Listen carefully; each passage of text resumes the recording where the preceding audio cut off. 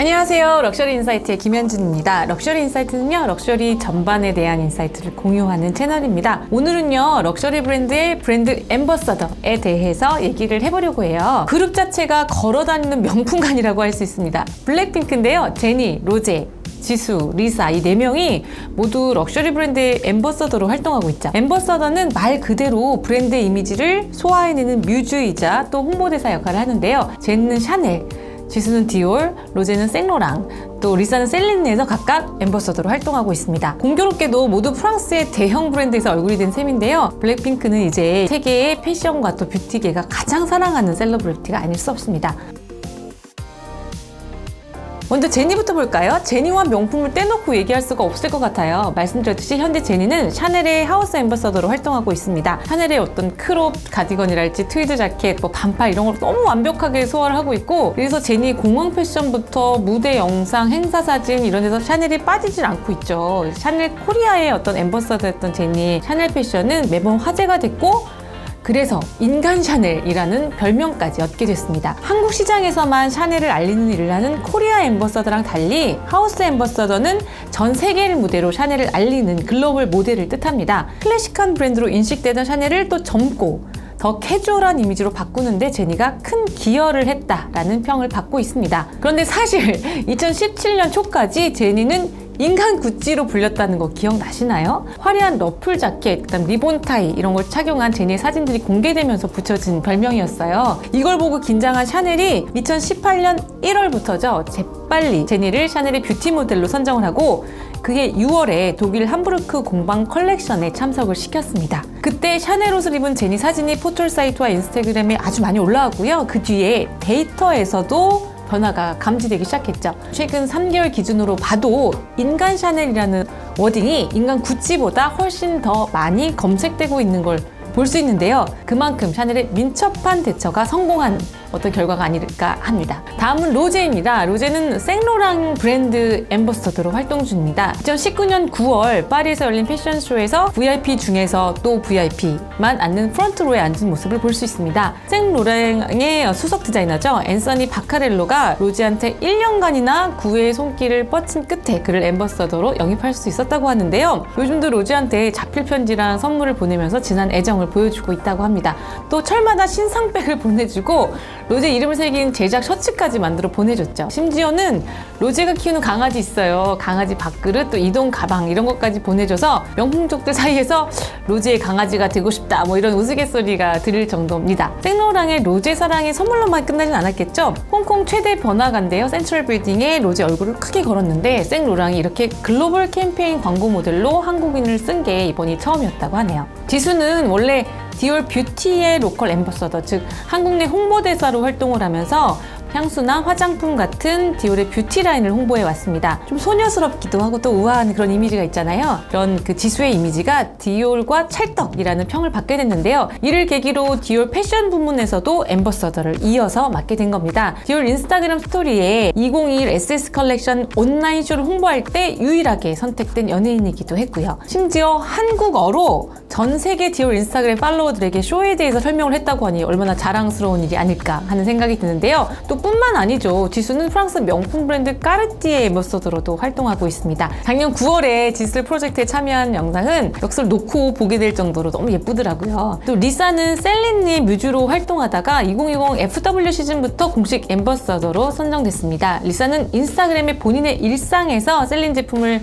착용한 사진을 많이 올리고 있는데요. 리사는 한국에서 인스타그램 팔로워 수가 가장 많은 연예인이기도 합니다. 리사 효과인지 일각에선 좀 할머니 가방이라고 평을 받기도 했던 폴코백이 리사가 홍보한 이후에 세련된 이미지로 또 받아들여지는 게 된 것 같아요. 그 정도로 앰버서더는 중요한 역할을 하는 자리입니다. 리사 역시 유서 깊은 주얼리 하우스죠. 여기서도 앰버서더를 맡고 있어요. 바로 불가리인데요. K-팝 스타가 불가리의 글로벌 앰버서더로 지명된 건 이번이 처음이라고 해요.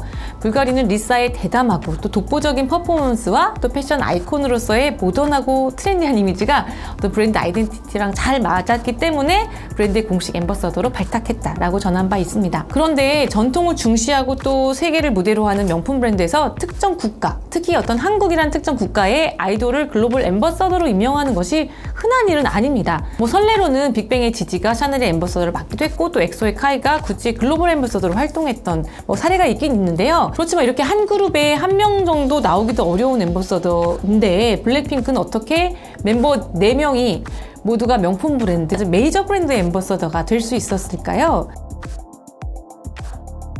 명품 브랜드들도 블랙핑크가 가진 세계적인 파급력을 인정한 결과입니다. 블랙핑크는요, 아시아, 북미, 그 다음에 뭐 유럽, 호주에서 콘서트를 개최해왔죠. 오바마 대통령이나 힐러리 클린턴 같은 유명인들이 나오는 미국 시청률 1위 토크쇼에도 나오고요. 지미 펠런 쇼였죠. 또 팝그룹 최초로 코첼라 밸리 뮤직 앤 아트 페스티벌 무대에 서면서 전 세계 음악인들의 관심을 받았습니다. 무대에 입고 나온 옷들 하나하나가 이렇게 화제가 되니까 명품 브랜드들도 아무래도 욕심을 낼 수밖에 없었던 것 같아요. 또 최근에 명품 시장에 새롭게 진입하는 MZ세대의 소비자들은 명품을 구매할 때 디지털 채널에 아무래도 의존을 하게 되잖아요. 이를 간파한 명품 업체들이 디지털 플랫폼에서 브랜드 스토리, 그 다음에 자산을 고객에게 효과적으로 전달하는 노력을 강화하기 시작한 겁니다.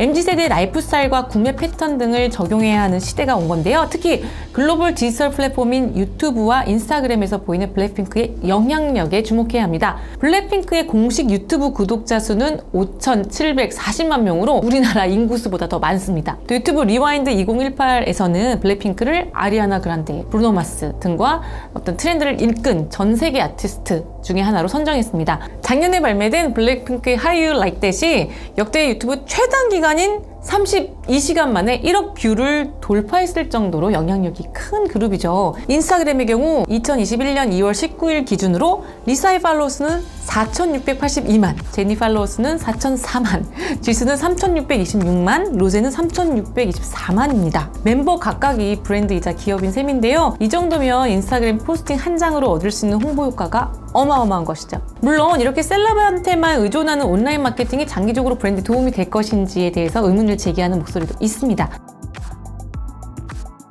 브랜드 매니지먼트 분야의 세계적인 석학이죠. 프랑스 HEC 비즈니스 스쿨의 장롤 카페르 교수가 있는데요. 럭셔리 마케팅을 집대성한 책을 쓴 영향력 있는 학자입니다. DBR과의 인터뷰에서 그는 온라인 트래픽기를 높이기 위해서 지나치게 셀러브리티에 의존해서는 안 된다라고 힘주어 말한 바 있습니다. 럭셔리 브랜드의 스타는 제품 그 자체여야 한다는 거죠. 셀럽 마케팅에서 강약 조절에 실패하면 럭셔리 브랜드의 정체성을 잃고 그냥 뭐 평범한 패션 브랜드나 대중적인 브랜드로 전락할 수 있기 때문인 것 같습니다. 사실 럭셔리 브랜드는 희소성, 그 다음에 베타성을 고유의 특성으로 삼다 보니 SNS라고 하는 채널과 서로 성격이 맞지 않다고 생각해 왔었습니다. 하지만 명품 브랜드의 매출에 이런 MZ세대가 기여하는 비중이 점점 더 높아지면서 이제는 SNS와 디지털 마케팅을 우선 순위에 둘 수밖에 없게 된 겁니다. 젊은 고객들을 SNS에 모여들게 하고 점점 또 나이가 들어가는 브랜드 이미지 자체를 영하게 바꾸기 위해서 파워가 강한 K-POP 스타의 영향력과 페르소나가 필요했던 겁니다. 페르소나는요, 럭셔리 브랜드를 분석할 때 많이 사용하는 단어예요. 다소 추상적이고 그냥 컨셉인 어떤 브랜드 이미지를 특정 인간으로 체화시켜서 표현을 하면 고객들이 좀 더 쉽게 브랜드에 빠져들고 또 애정하게 되기 때문에 사용합니다. 블랙핑크 멤버들이 다양한 럭셔리 브랜드에서 앰버서더로 채택된 것 역시 브랜드 페르소나를 어떤 인간에게 체화시키기에 적합한 고급스럽지만 현대적인 현대판 뮤즈였기 때문이 아닐까 합니다. 다음에는 더 재밌는 소식으로 찾아뵙겠습니다. 감사합니다.